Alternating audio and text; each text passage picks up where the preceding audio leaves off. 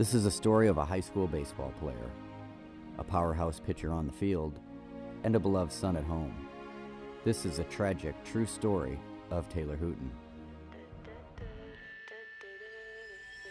Hello everyone, my name is Andy Meyer. I'm a producer with Aunt Max Entertainment. We partnered up with the Taylor Hooten Foundation, which was founded by his father, Don Hooten, in 2003. It's an amazing story, how Major League Baseball, the New York Yankees, have stepped up, and every Major League Baseball team has partnered up with the Hooten Foundation. The DEA is involved. We're telling the story on what part that they took in the role of the steroid use coming out of Mexico. I mean, it is an unbelievable story. I called to him, but he didn't answer me, so I said, well, he must be sleeping. So that's when I walked up the stairs, and when I turned the corner, there he was. He was hanging on the door with a belt. Taylor was the youngest of 3 children. He has an older brother and an older sister. Taylor was a great kid. Adults tell us he was one of the most well-mannered young kids that they knew. He was a very popular kid on campus. With good looks off the ball field and a slick curveball on it. As a high school junior, he was good enough to be a candidate for the varsity squad last spring. The 6'3", 180-pound high school junior wanted to be the #1 pitcher on his varsity team during his senior year. The JV coach told Taylor and one other young man on the team that they needed to get bigger in order to improve their chances of making the varsity baseball team. Now, like most kids, they'd make an attempt to walk through a brick wall if that's what the coach told them to do. Taylor started working out more, drinking protein shakes, and taking anabolic steroids. Hey guys, Shanna Michelle here, one of the producers of the new feature film Stealing Home. Over 1.5 million teens admit to using anabolic steroids.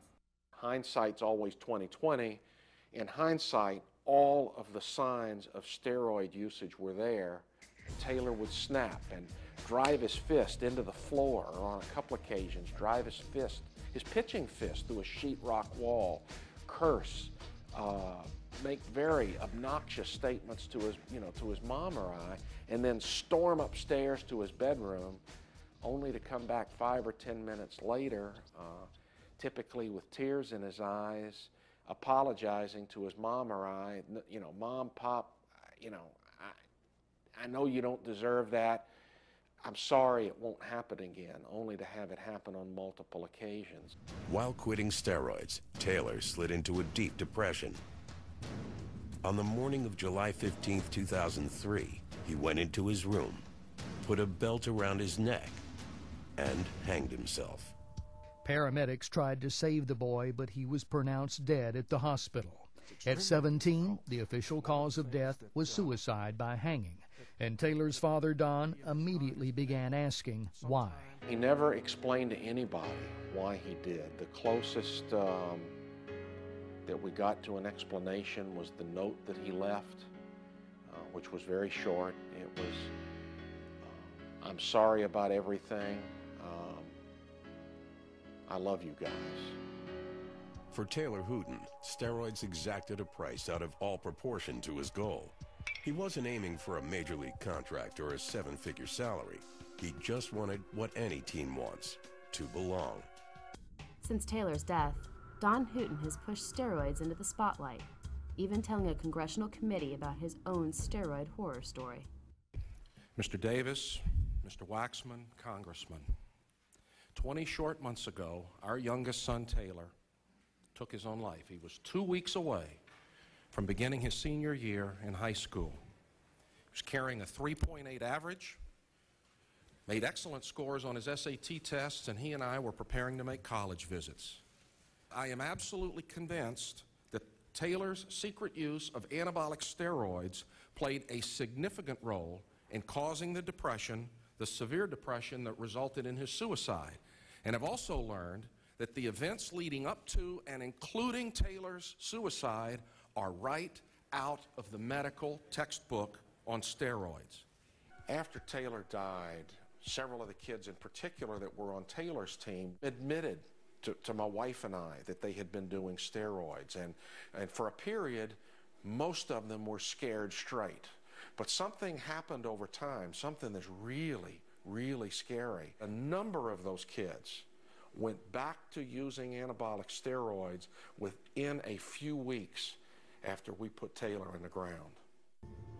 His home run ball from June 16th of 2001, and the reason that's important, it was his first and at the same time his very last home run.